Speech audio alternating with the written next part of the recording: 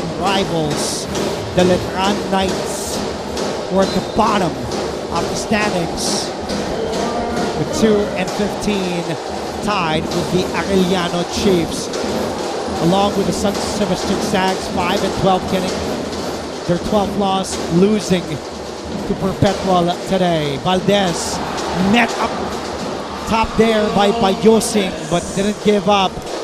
And Enoch Valdez trying to carry back his team in this one. Yosing keeps the ball alive, and another possession for San Beda. Yosing, the spin on Bravo. Yosing up low. Yosing still keeping that ball alive. But back to LPU, down 6. Umali directing traffic. Guadagna trapped, goes to Bravo, extra pass. That is LPU's game. And looking at San Beda, it looks like they are struggling to execute a play. It's like they're rushing things, because earlier they were doing so well in controlling the pace, but now it seems that LPU was able to take advantage of the miscommunication that San Beda has been having at the start of the fourth quarter.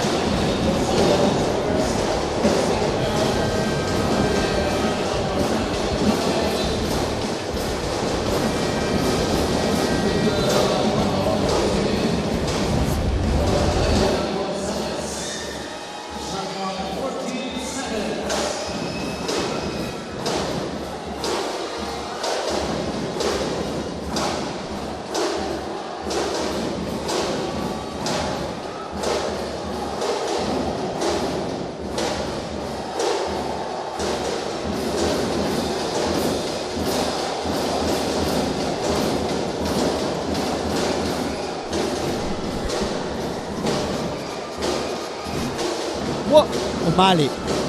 Oh, but a pass was tapped by Andrada. Goes back to Jacob Cortez's hands. Andrada, extra pass. Puno! Yes! Para sa tres! Now, if you're LPU, you can't be relaxing, because now they are still trying to find rhythm now inside the post. Yes, they were doing well in attacking, but now if you're to execute your play, you have to take advantage of those moments. Guadagna, however, answering back, keeping LPU still in this one. Alfaro over to Yukien, back to Jomel Puno, knocking out the three, skying high, going strong to the basket. How do you block that? You're at 6'6", driving no strong way to the basket. It's Enoch Valdez. Puno grabs the board. I guess one way for Enoch to answer back to that layup of Puno is by trying to make that triple from beyond the arc. There's that extra pass. They collapse on Andrada because LPU knows how deadly Andrada has been from that area. But that leaves the rookie Jomel Puno knocking down his first three-point attempt in this game. Puno, just a 41% three-point shooter for the season. In his rookie year, knocking down just his 6th triple. He was 5 out of 12 for the season. And then going back to his strong suit, which is attacking the basket, and putting that ball in the hole. Because it's good to see that, when San Beda is trying to execute their plays, their shots are not, converting whenever they try to shoot. But it's good to see that they're finally reading the defense of LPU, like Jomel Puno. He was able to attack strongly to the basket. If they can take advantage of these moments wherein LPU is kind of sleeping on defense, this will be huge for San Beda. But going back to LPU now, whenever it's their time to execute, they are doing well because they are also trying to match or even do better when it comes to being aggressive against San Beda.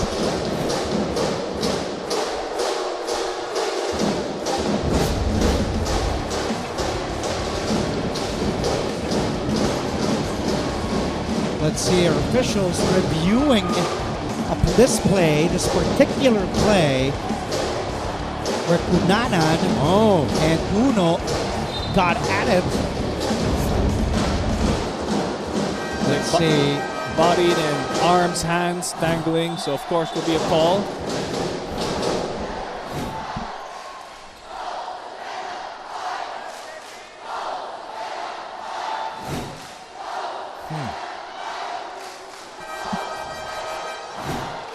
And we see crew chief Toti Celeste discussing with LPU's head coach Gilbert Malabanal, explaining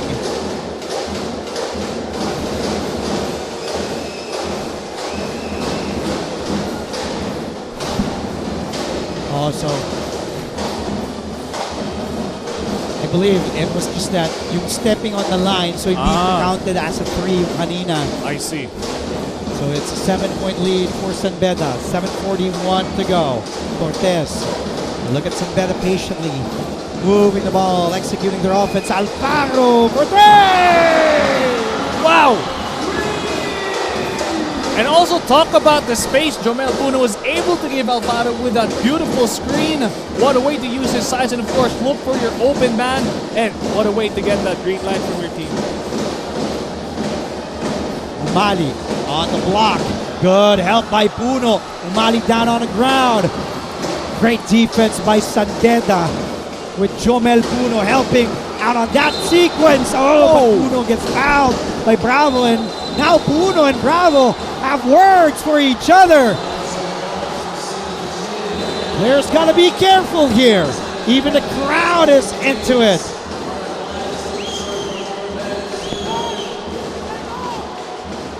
And Yuri Escueta is calling Jacob Cortez and his players back to the San Beda bench. With 7:01 to go. This is what you want to avoid. Let's go back. What's that? Well, this is the Alfaro 3. And then here's this drive by Puno. Sasabayan ni Bravo. It was a hard foul. And then the stare down by Bravo on Puno. And look at Puno. And then Alfaro. But there's Andrada to the rescue. Alfaro, the veteran that he is, taking his two hot teammates out there. Cooler heads prevail. And look at Umali also being a pacifier. But going back to that, it looks like obviously you're trying to go for the block, but an extra motion happens. So let us see the final call of our referees.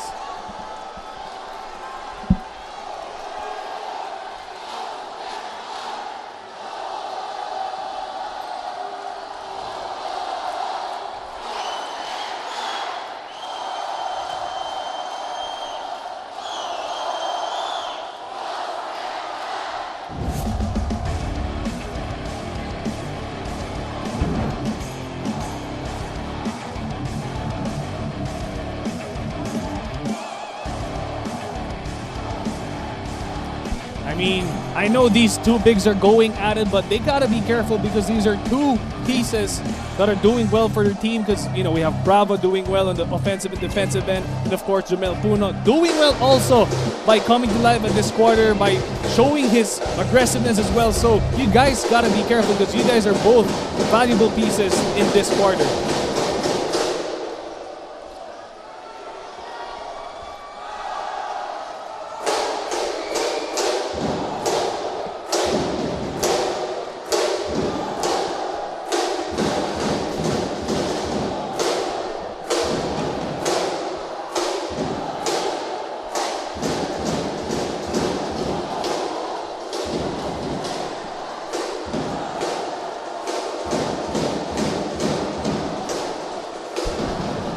And our officials, crew chief Toti Celeste, an international referee Army Gomez, national referee wearing shirt number 6 still at the replay center. We saw Sean Umali there, Jomel Puno, all smiles now at the bench.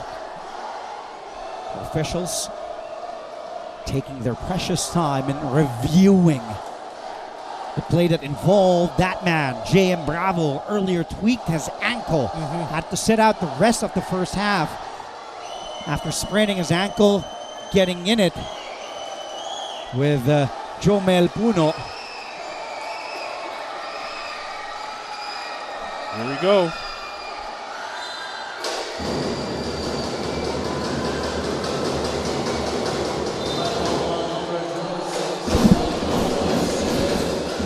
Second team foul.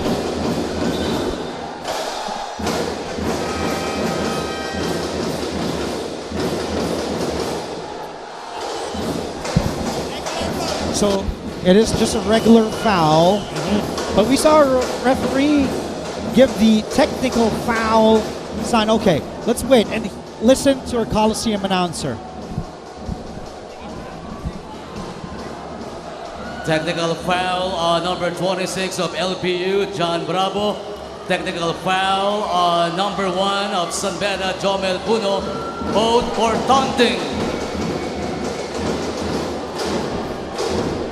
And you heard it from our Coliseum announcer. Both Jomel Puno and JM Bravo will be called for technical fouls each. Oh, okay. So I just got word that it's a regular foul, but they both got a technical foul for taunting. That yung regular foul, yung challenge Yes. ni JM Bravo kay Jomel Puno. And then after that, that's when the taunting happened by JM staring at Jomel. Then Jomel reacting. But here's Puno knocking down that first free throw. He's taking 2 because he was fouled Yes. in the act of shooting. Yes. Now that that's clarified, let's go back courtside. Listen to Diana Igual's report on the LPU Pirates. Everybody wants to win pero makinig muna kayo sa akin. Andre and Andre, ito ang isa sa paulit-ulit na sabi ni Coach Gilbert Malabanan, emphasizing that their team would not benefit kung magsasarili ang kanilang mga players on the court. There is really an obvious tension as the Pirates gets more and more pressured, with turnover points being a huge problem to this team. Ang tanong natin ngayon, can the LPU Pirates be quick to make the adjustments and build on a better run in the remainder of this final quarter? Malalaman natin yan, balik muna sa inyo. Thank you, Diana. San Beda now sitting on their biggest lead in this game at 12 points. Valdez given free throws. A 61% free throw shooter for the season. Knocking down 1. We see J.M. Bravo and the rest of the LPU bench. Isa pa daw. LPU has never led in this game. Look at the numbers of Enoch. 16, make that 17 points and 6 boards. And the Pirates, the LPU faithful, delighted on those 2 free throws made by Enoch. A trap by LPU. Puno barely crosses the timeline, breaking that 8-second violation. Now here's Alfaro with 8 to work with. Off to Andrada, back to Alfaro. Off to Jacob, 3 to shoot. Alfaro lets it fly! And the miss, rebounded by Montaño off to Unanan. Off to Valdez. Now Umandak, back to Enoch. Inside to Montaño, pass too strong. Recovered by Puno, off to Jacob. Getting the signal from Yuri Escueta on what play to call. Umandak guarding Jacob. Puno off to Alfaro. Back to Jacob. It's a 1-2-2 zone employed by LPU. Cortez. His trademark move. Knocking down a difficult shot despite bumping into an LPU body. LPU's turn to answer, but they cannot afford Andre to trade baskets. Exactly. With San Beda's up by 12. A miss by Macguadanya. Now let's head back courtside. Lexi Gonzalez has her 4th quarter report on the Red Lions. Lexi. Game is just becoming more crucial as Coach Yuri Escueta reminds his players, and I quote, "We have to be smarter and more disciplined." Dagdag pa niya, "We have to keep our pace," dahil sigurado daw siya na hahataw ang LPU para makahabol. The Red Lions are firing hot to get this abot kamay na panalo. Andre and Andre. I see what you did there. Thank you for that, Lexi. And I do agree with that report because, you know, these guys are both going at it. Both teams are going at it. Both are very physical at this point. They're both trying to find the rhythm on offense. So what a way for them to just trying to find the nearest option by attacking and staying strong. Knocking well on number 7, Maclon Guadagna is second. And that is the 14th foul for LPU Pirates. Sean Amane comes in for Sherlan Umandak. Talk about adjustments, no, Andre. We can see these teams, yes, they're comfortable. Like, San Beda was comfortable from beyond the arc. LPU naman comfortable when it comes to their fast break situations. Pero now, you can see them finding their rhythm inside the painted area because they're both doing well in reading the defense. Gonzalez is back in. Alfaro heads back to the bench. A clear out. Cortez fumbled the basketball. Gonzalez letting it fly. Boom! Woo! Gonzalez just coming back in and knocking down that cold-blooded three, extending the Red Lions' lead to their biggest. Guadagna tries to answer back. No go. Rebounded by Payosing. Back to Nigel Gonzalez. A 13-point lead for the Red Lions. Cortez off to Yugyen. That would have tore this stadium, the Philoel Eagle Center, down if that shot went down for Yugyen Andrada. And going to the offense of San Beda, what I've noticed, when they all, like there's 4 guys who go inside during their offense, there's always one leaking out or staying outside beyond the arc, so they have a release pass. So what a way for them to always incorporate and find the nearest open shooter for San Beda.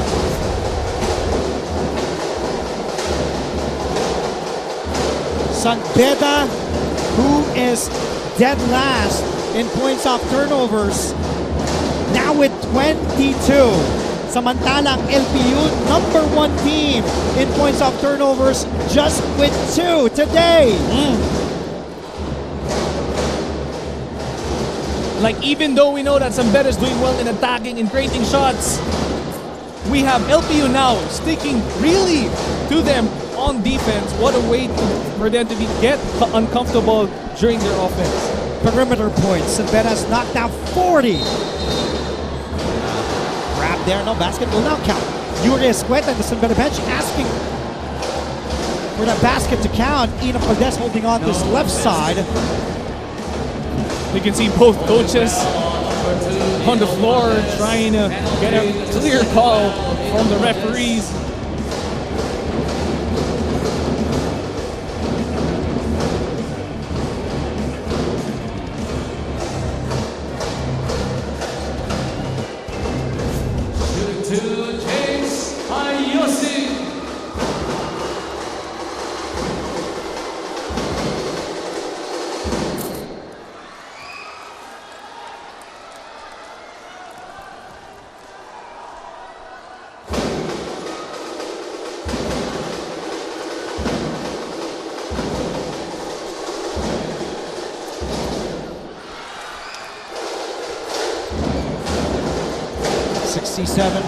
Under 3 to play. If LPU wants to come back here, though, but stepping out of bounds along the baseline. Kyle Montaño. And I thought, Andre, for LPU, the only way they're finding their offense at the moment is by those sneaky plays inside the paint, by trying to cut, but so happens they did it really well. Yung nga lang, may paa na tumapak doon sa baseline. So if they can be consistent in doing this, San Beda will indeed have trouble.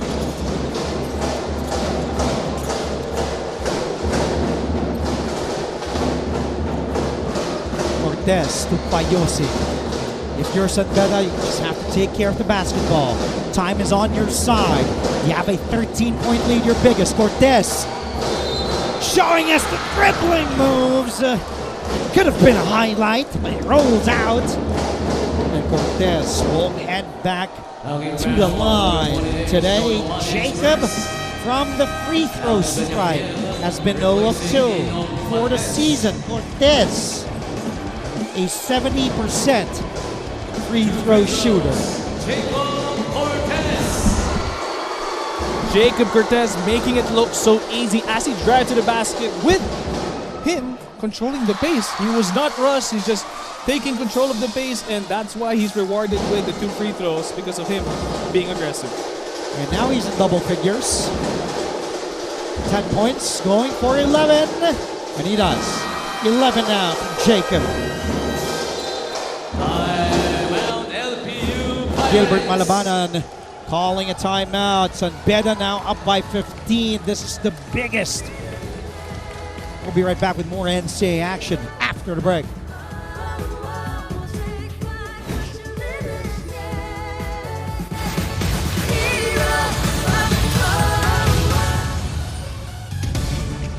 Mga kapuso, we're back inside of Philo Electoral Center in San Juan City, continuing our coverage of the NCAA Season 99 New Heroes of the Game. And this is your favorite sports and entertainment show. You guys are watching Game On. My name is Martin Javier, taking care of business for our post-game show. At ngayon po kasama natin dito at the heels of their win, 10th win of the...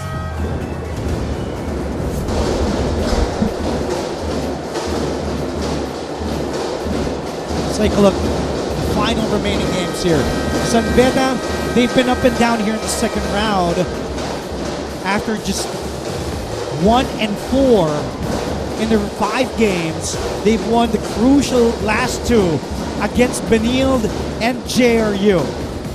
All they have to do is win their last 2 games. It's a lot easier said than done, but you're up by 15, Andre. Exactly. So in other words, you just gotta get you gotta get things going right now by being consistent. And of course, that's the most important thing in going into the next 2 games is by being consistent on offense and on defense as well. Sean O'Malley, meantime, flexing his might. Inside, he's doing everything he can. 14 for Sean O'Malley. The final 2 minutes. Down to the clutch. Crunch time. Cortez eluding O'Malley. Cortez gets bumped by Cunanan.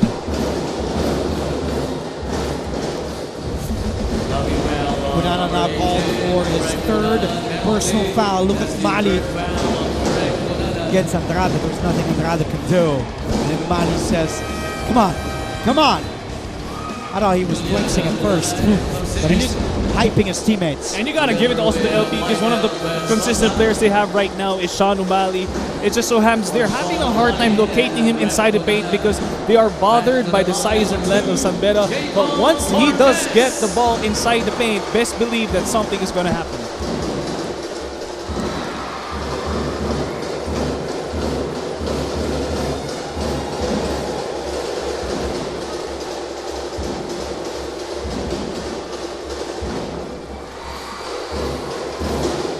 And there is proud father, legend in Taft Avenue, legendary cool cat, Mike Cortez.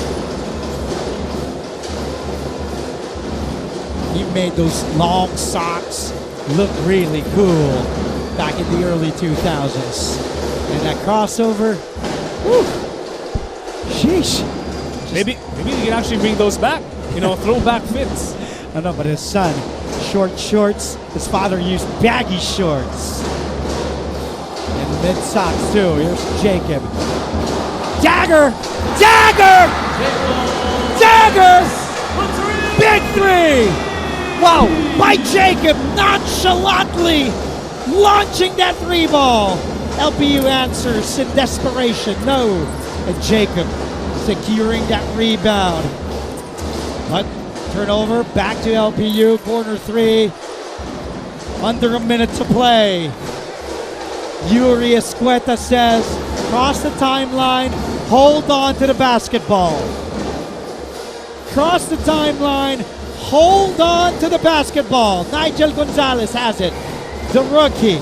Big numbers, big minutes from Nigel today.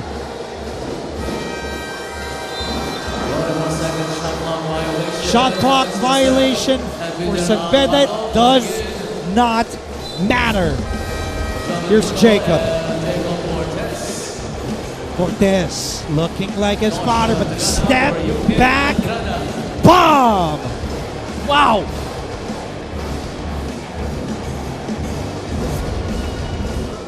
$18-point game. San Beda, the biggest lead. And to permanently close the doors on an LPU comeback. LPU did have chances, even back in the third. right? They indeed have it, but again, it was the consistency of San Beda that prevailed in today's game, Andre. San Beda faithful, delighted. If you're from Perpetual Help, you are not, because Perpetual is out. With 10 wins and 8 losses, the magic number's now 11. The only team that can force San Beda into a playoff is JRU if they win tomorrow against the Giants, the Mapua Cardinals. San Beda now on a 3-game winning streak. Jacob Cortez knocking down that big 3, putting away the LPU Pirates. But still, LPU in the Final Four with a twice-to-beat advantage as they finish the elimination round with 13 wins and 5 losses. That's the final score, 74-56.